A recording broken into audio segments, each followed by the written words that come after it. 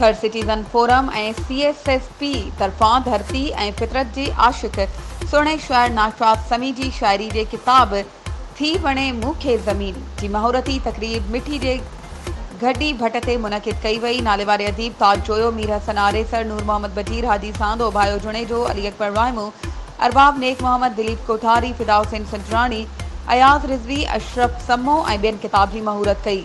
महूरती तक़रीब में शाइरनि अदीबनि साफ़ ऐं शहरनि वॾे अंग में शिरकत कई। तक़रीब के नाले वारे अदीब ताज जोए चयो त जॾहिं कारूंझर जी कटाई जो सरकारी वॉक जारी थियो आहे ऐं कारूंझर जी कटाई जा सांभा थी रहिया आहिनि त असां वटि नाशाद समो नाहे।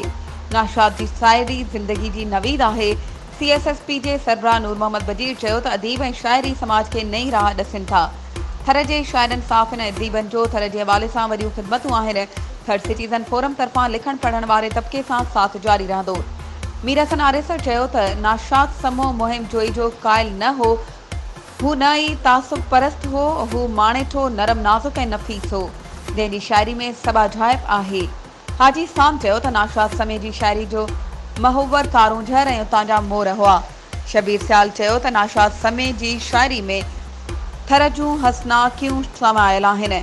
शाइर शहाब नोहरियो चयो त नाशाद जे किताब जी महूरत संदसि ख्वाब जो पूराइतो थियो आहे, हुन जे पोरे खे मान मिलियो आहे। अरबाब नेक मोहम्मद चयो त रोहिड़ी रता गुल झलिया आहिनि, विस्कारे जी वेल वरी आहे। महूरती तक़रीब खे ओभायो जुणेजो, भारूमल उमरानी, चमन आर्थरी, गोबन चीलानी, फिराक हालिपोटो, डॉक्टर सिकंदर हाजाणो, महमूद विकियो ऐं ॿियनि ख़िताब कयो।